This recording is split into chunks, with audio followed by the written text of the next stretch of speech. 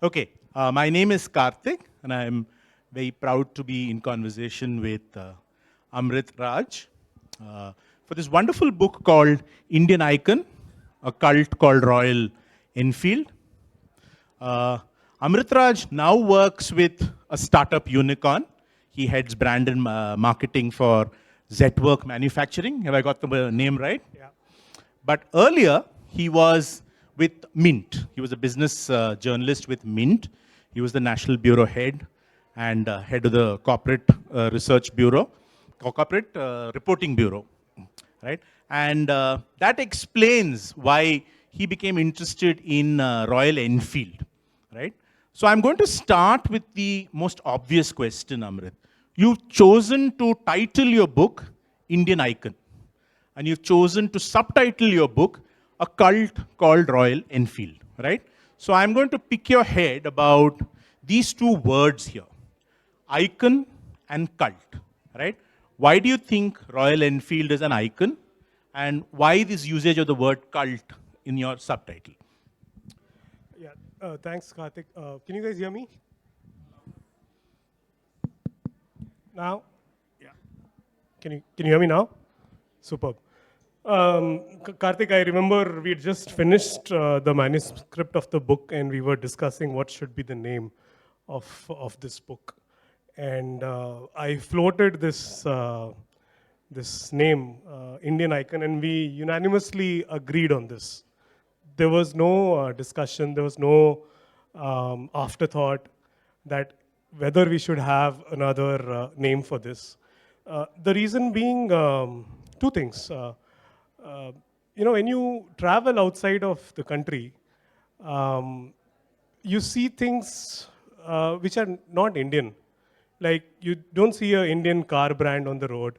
You don't see an Indian bag or an Indian restaurant. I mean, you have Indian restaurants, but not the franchisee brands which have been created. Even the hospitality chains, which are pretty good in India, they're limited to certain geographies globally. Of course, you have B2B brands like the TCS and Infosys of the world, which have gone there and they've created a mark for that. So in that sense, if there was one brand which we thought is truly iconic from India, and I'll get to why it is iconic, we thought it was Royal Enfield. And therefore, we thought we'll call it Indian Icon. The reason why it is iconic is it first came to India in 1905. There was a British cinematographer who shot Indian Dhobi and Delhi Darbar for the then regime. His name was F.B. Stewart. He used to be an official importer of motorcycles for Britishers in India, and once he imported 135 odd motorcycles, of which significant chunk was Royal Enfield. So that was the earliest trace of Royal Enfield motorcycles in India, which is around 1905 or 1906. Then there's a mention of this motorcycling race from Calcutta to Gaya in Bihar. Imagine race between Calcutta to Gaya in Bihar, the boondocks back then, and perhaps even today. And three motorcycles finished on the podium. Two of them were Royal Enfield. So that was the second early trace that I found during my research. The third one was a letter I got from this gentleman called Major Smith in British Army. And he, in 1932, Major Smith is the son of the founder of Royal Enfield. And in 1932, he wrote a letter in one of the magazines in the UK about Royal Enfield's prospects in India. And he said, and it's quite, it's like a serendipity right now when you look at it. He said, I'll just rephrase it. He basically said, India right now is not the market for these heavy machines, but that time is not far away when these machines will be flying through Kanyakumari to Jammu and Kashmir. Now, around 90 years later, it's practically happening.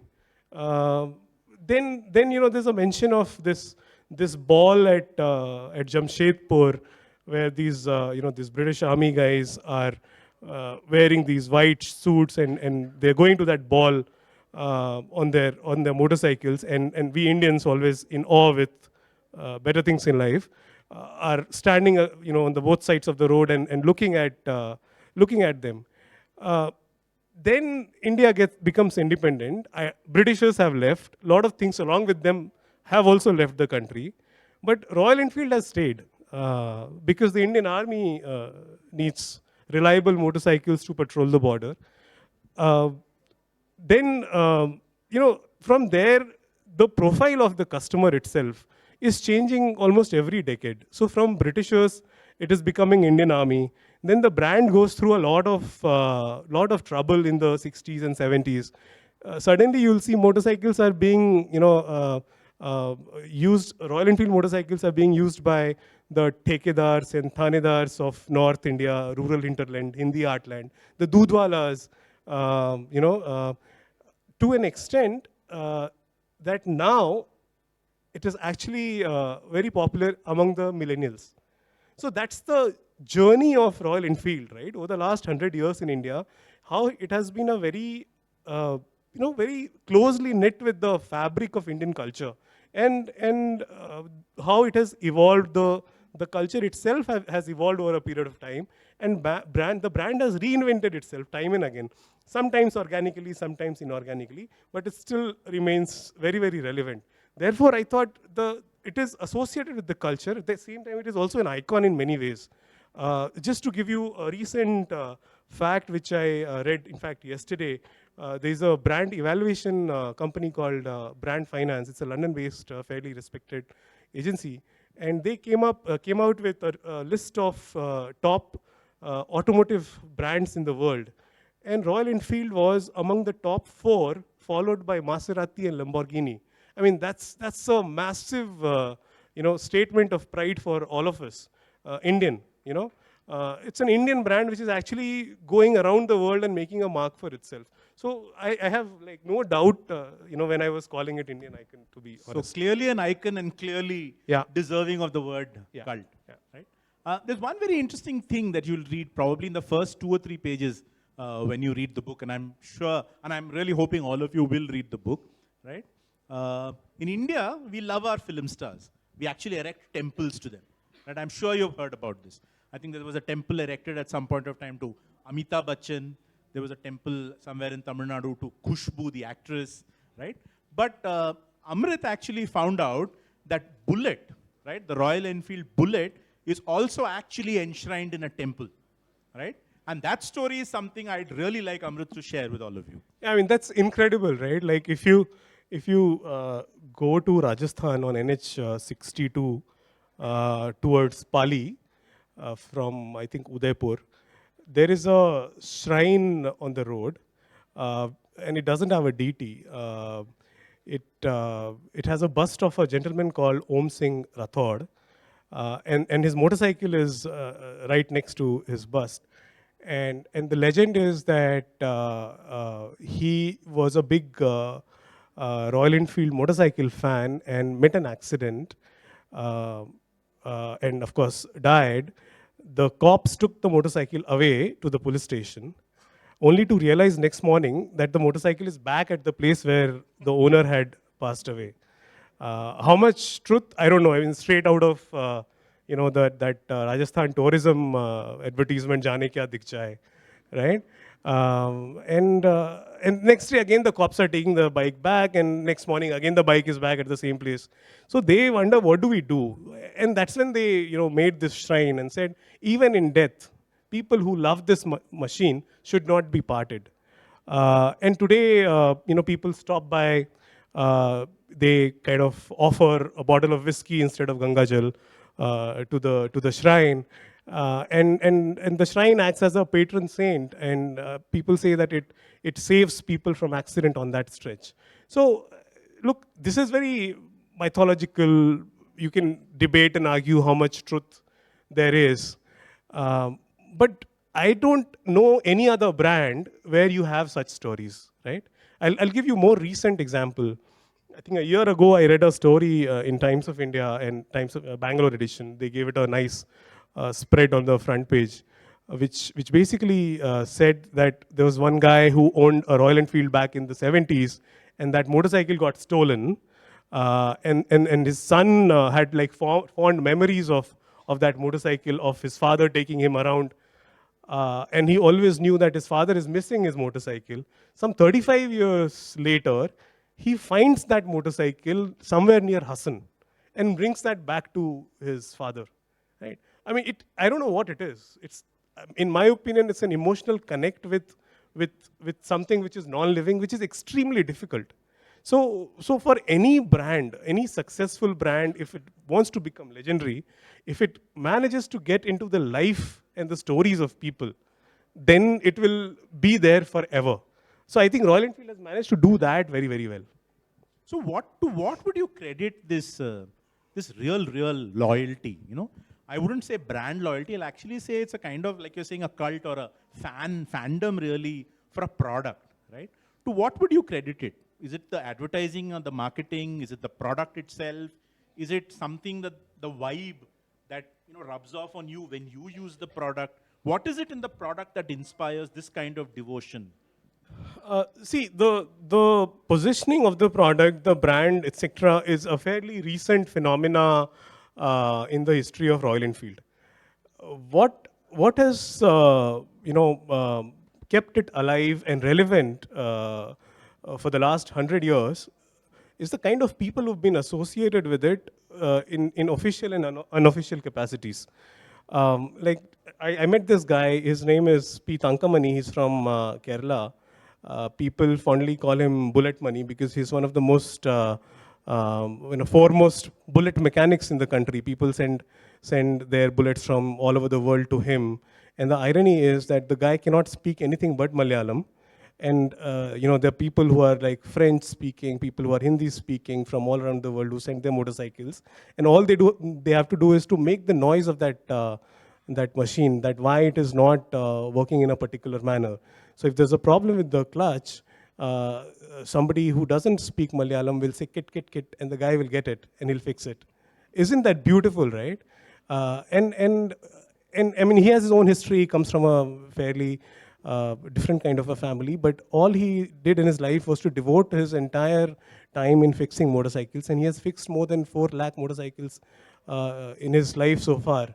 And not only that, this is an art, right? You don't see a truckwala's son becoming a truckwala. It's a menial job. It's supposed to be a menial job. But here is this guy who is imparting his skills, his knowledge, his learnings to his daughters. And his daughters is now taking that tradition forward. And there are umpteen number of such people, Karthik, to your question that what has made Royal Enfield so relevant. It's not Siddharth Lal, it's not the brand, it's not the money that they spend on it. It's the people who've been around. Like there's one family in Karol Bagh in Delhi who's into 3rd generation and still serving the motorcycle. So I don't exactly know how do you define it, what exactly it is, but it is definitely connected to the emotions and feelings of people who ride it or who've been associated with the brand at some point in time. It sounds like a Bollywood movie. We really don't know what makes a hit movie. Yeah. Once a movie becomes a hit, you say, "Oh, this is why the movie became a hit." Yeah. But if you actually knew what made a movie a hit, you'd probably be making lots of those movies. But clearly, I mean, Bullet is that. Yeah. There is that X factor. X being something unknown. Yeah. It's interesting you mentioned Siddharth Lal's name, and I'm sure those of you who read up business stories would have heard of Siddharth Lal. He is really the person behind the rebranding, the rebirth of Enfield as such. Am I right? Yeah, he is. The brand exists today because of him. Yeah. Would you, his journey is, I think, a journey full of, passion. Yeah. Just passion, and passion. Yeah. I think that's what drove him. Yeah, I'll just give you a backstory, a bit of context on the business history of Royal Enfield. At multiple occasions in its history, the brand was about to get closed. After independence, it continued to import a lot of things from its UK parent. In 1967, the UK parent factory caught fire and it shut down. But in India, the brand chugged along. That was the first instance when they said it will die. Then over a period of time, because of mismanagement, sometime in the 80s, the company was about to get bankrupt, which is when Eicher Motors took over the company, early 90s. Vikram Lal, who's the father of Siddharth Lal, was very passionate about motorcycling and especially about Bullet, and he picked it up. That was the second time it barely survived. Then again, Vikram Lal couldn't do anything. He had other businesses which was bleeding money. So he wanted to save those businesses and shut down Bullet. So that was the third instance when it was supposed to be shut. And Siddharth was 26-year-old then. I'm talking about 1997. He went to Doon School and then St. Stephen's in Delhi, where he read economics. Very average guy. Nothing extremely exciting about him. Then went to UK, where he did MSc in automotive engineering, and then worked at certain shop floors at Mantrak and some of these. But when he was told by his father, and it was like a typical, since you spoke about the movie, right? So it's like a typical Bollywood movie setting where there's this businessman father calls his son to his morning breakfast table and says, "Acha beta, zindagi mein kya karna chahte ho?" Right? So that is the kind of environment that was being created around then. And Siddharth is clueless. Siddharth is trying to figure out what he wants to do. If most of you wouldn't know, Eicher also used to have this thing called Eicher Maps. Before Google Maps became popular, Eicher Maps was the thing, and it basically did maps for a lot of cities, including Bangalore, if I'm not wrong. And Siddharth used to work in that obscure division of his father's business, still wondering what to do in life, till his father says, "Look, we are losing money like anything, and we have to shut the brand down." And this guy, something hit him, and he's like, "Look, dude, I don't know anything else, in your business. I'm definitely not going to sell tractors. That's the most boring part. Royal Enfield motorcycles is the only thing that I love, and I can turn it around in a year's time." Okay. Now, this is coming out of a guy who was 26-year-old, ladies and gentlemen. So there's a lot of question, that gets asked about Siddharth Lal, that whether he's really a maverick or he happened to be at the right time, right place. Now, at 26, if you raise your hands up and say you want to fix it, and you fix it, then it is anybody's guess whether he's a maverick or he happened to be at the right time, right place. He took over the company in fully in 2000 onwards, and then there were definitely different kinds of people who kind of came along and helped him fix the brand. But I also think, having been a business journalist and I work with some great founders. The insight that I have on him is he's not a typical CEO. He's not your boardroom guy who will wear suits and will draw strategies and cut numbers. He's a hippie at heart. Like recently, I was talking to somebody and he said after launching the new Himalayan in Leh, the guy took the motorcycle and went on a solo trip. Not many CEOs do it, right? In those terrains, it could actually reflect badly on the company's stock price if the CEO is not available for the next 2-3 days. So that's the kind of personality he is. Very unassuming, very very passionate about motorcycles, building motorcycles, extremely passionate about building the brand, understanding what is required, and a genuine human being. And that also comes largely from the kind of upbringing that he got from his father and mother. To give credit to both of them, Anita Lal, who also runs Good Earth, and Vikram Lal, extremely genuine and humble people, and that also reflects in Siddharth's personality. No, it's interesting. You said he is very passionate about the product, and I'd say, long before "Make in India" was a slogan, and we were trying to promote the idea of manufacturing excellence in India. Enfield was already there. It was a story of manufacturing excellence. What's that story? Is it all because it came from abroad? How much of Enfield was invented or reinvented or recreated in India? Look, the reason why Indian Army selected Royal Enfield to patrol the northern borders was it was reliable, right? There were other brands like the Triumphs and the BSAs of the world, but that wasn't an automatic choice. So clearly there is evidence that at some point it must have been a manufacturing excellence.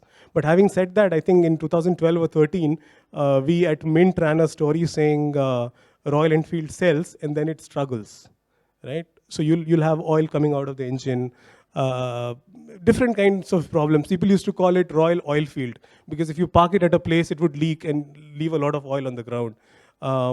So over a period of time, because of different reasons, because of different issues, the quality had come down significantly. Um, but in the last 3 or 4 years, they have significantly ramped up the quality, and they are as good as any global motorcycling company right now, because they realized that they cannot be selling this product to a consumer just like a lifestyle product, right? There are a lot of Royal Enfield old fans who would actually love dragging the motorcycle to the nearest mechanic. But somebody who's a new convert would just dump the motorcycle there and go. It actually happened during I think, one of the launches with the Himalayan, the Himalayan which got launched first. It actually bombed on the sales office, and largely because the product wasn't good. And then they hired somebody from the levers who came in with the consumer mindset, and taught them that, look, being a lifestyle brand is great, but you can't be taking customers for a ride. And then they focused on getting the product right. They have a world-class R&D center in the UK, which is the mecca of the world automotive. And if you see the new products that are coming in, they're as good as any other product in the world. In the bid to be, I think, a lifestyle product, they invested significantly, I think, in advertising and branding and all of that, right? And I think there was an ad once, you mentioned the Tangamani and the Kit Kit sound. Yeah. There was an ad once about, if you hear the sound, it's a bullet. I don't think the ad even had a voiceover, it was just the sound. Yeah. And then I think the caption of Yeah. bullet or whatever. Yeah. So for some of you may not know that Royal Enfield's marketing budget is more than 500 crore a year, but you may not be seeing a lot of ads on TV or newspapers. They spend a lot on building the community, um, spending on the riders who actually propagate the brand on a day-to-day basis. It's a classic case of building a brand without spending a lot of money. So one of the campaigns which comes to my mind was, again, I think from 2006-7, or I think 2008-9. There's a campaign called Leave Home. So what happens is every great brand gets built around an idea, right? Like if you look at Nike, Nike doesn't say that their shoes are better than Adidas or Reebok. Uh, it says that we stand for sports, we stand for athletes, and the line says just do it. That if they can do it, you could also do it. And that's an idea on which the product delivers. Other example I would give you would be of, say, Red Bull, the energy drink. It doesn't say it's the best energy drink in the world. It says it gives you wings. And if you go to their website, or if you go to the communication that they have around their product, it's very different. It's an idea that they're trying to create and on which the product is developed. Royal Enfield realized it very, very early in its modern journey. And it said the idea for Royal Enfield is exploration. All of us have this desire of leaving everything behind and just get out in the world and explore. Although most of us are not able to do it, right? Because we have our day jobs to protect. So Royal Enfield came up with this campaign called Leave Home in 2008, which shows a baby is born, but the umbilical cord is not cut. And baby's life revolves around the life of the mother. And the baby is turned into a boy and then a teenager, and he turns 18 till he sees the classic motorcycle outside of a showroom. He cuts the umbilical cord, rides the motorcycle, and goes away. Right? It's a brilliant way of expressing your product, your brand, and playing with the emotion of a 20-year-old. Right?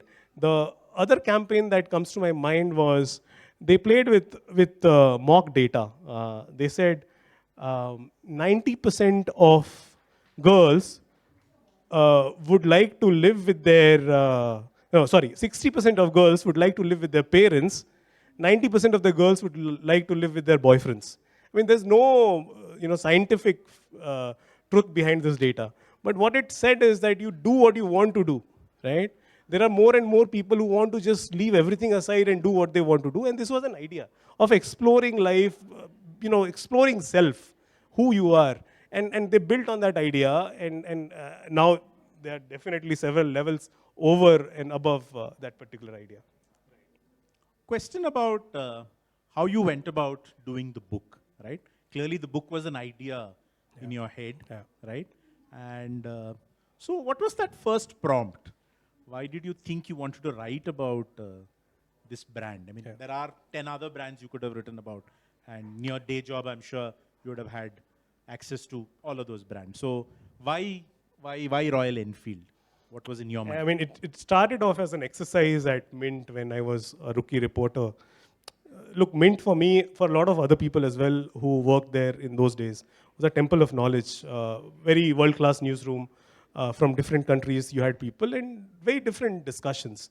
And we were doing this exercise, which I said in the beginning, that if there is an Indian brand which could actually go global, and we had to make a list of brands, and we were literally struggling to fill the first 10 spots.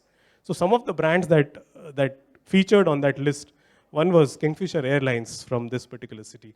Unfortunately, it's not around then. The other was Raymond, today in the news for all the wrong reasons, right? The third was Royal Enfield because it has just launched Classic 350, and everywhere the bike would go, people would say, "Wow, what a bike!" And of course, it has its heritage and vintage, right? The fourth, coincidentally, also happened from the same family called Good Earth, right? Then Haldirams was there. So that was the initial trigger that okay, let's look at a brand and try to write about it, try to track it, and that's when I started to track the brand as a reporter.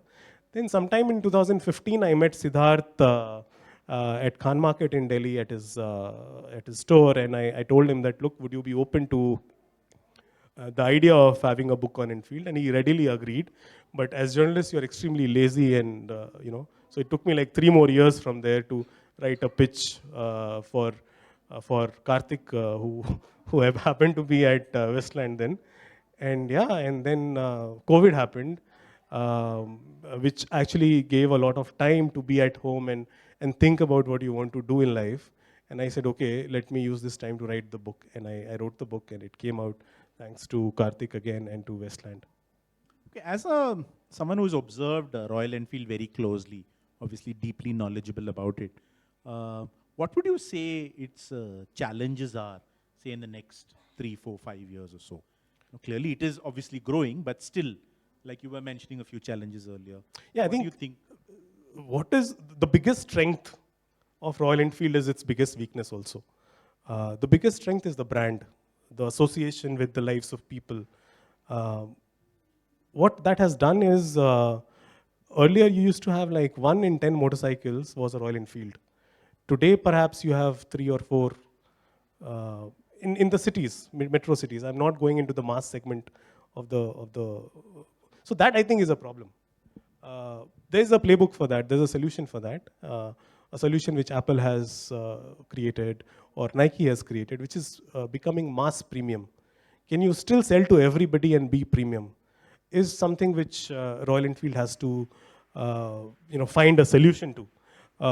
And the last 2 years, I think they have reorganized themselves and reoriented themselves.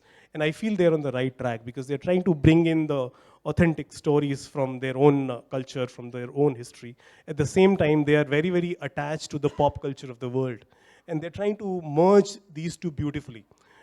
In between, what was happening was Royal Enfield was doing a Union Jack on its fuel tank. That's not Royal Enfield, that's Triumph Motorcycles. No matter how much you try to claim that you are a British brand, you'll not be a British brand, right? So what Royal Enfield is a combination of Leh, Ladakh, Rishikesh, California. So they'll have to bring all of this together, and it's an extremely critical job for any brand manager. So what I'm trying to say is the last 3-4 years they're off track, but now they're looking like they're coming back on the track. Yeah. You don't think that there would be any roadblocks of any sort? As long as their brand strategy is very clearly segmented, I don't see there's a problem. Okay. So clearly, Royal Enfield is an Indian success story, in its complete sense. Yeah. Right? So a complete Indian success story with great advertising, great product, great branding, right? So the term Indian icon, therefore, is completely deserved, you would say, right? 100%. 100%. Yeah. Okay. I would like to have more such Indian icons so that I could write a trilogy. But unfortunately, part one, part two, part three. But unfortunately, there aren't many. Who would you say is, this is the last question before I throw it open for the audience.